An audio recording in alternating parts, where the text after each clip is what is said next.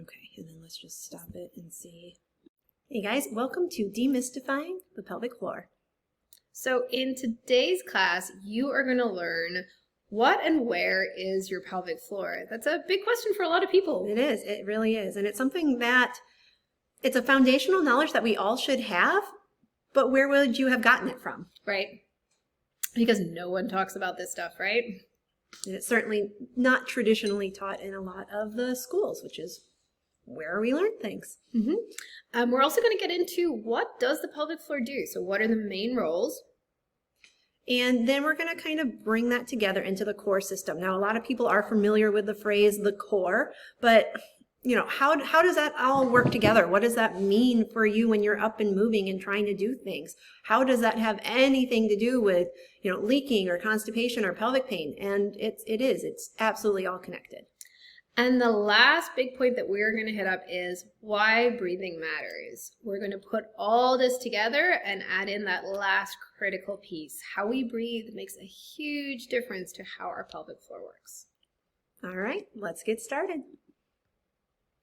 All right, so what is the pelvic floor? Well, first of all, it is a group of muscles. So for some of you, that might be something that sounds very, very simple and that you are already aware of, but we have found in our careers that that is not actually something that people are aware of, that your pelvic floor or that the base around that vaginal opening is actually a group of muscles.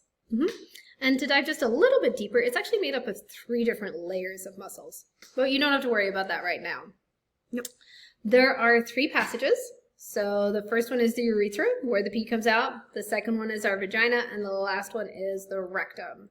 So that pelvic floor has to not only be strong and stable to help hold you up, to help support those pelvic organs, but it also has to be able to relax and allow things out and in at the right times.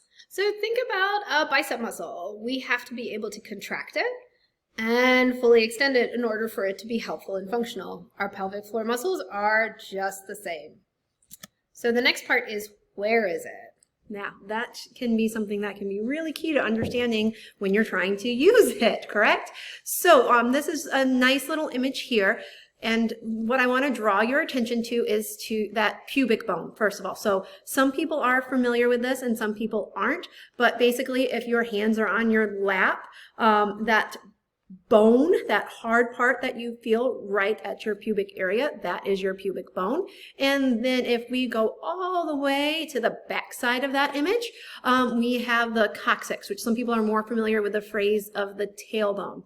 And your pelvic floor is that group of muscles, and they are going to have attachments all the way up front at that pubic bone and all the way in the back at the coccyx.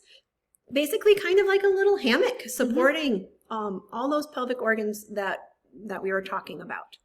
2 other points of the pelvic floor that we should talk about are the sit bones. So if you put your hands on, or put your bottom on your hands and you feel for those bony parts, those are our sit bones, and they make up part of that diamond that makes up that pelvic floor. So we've got our pubic bone in the front, tailbone in the back, and then our 2 sit bones that we sit on. And our pelvic floor are those muscles that are inside that spot.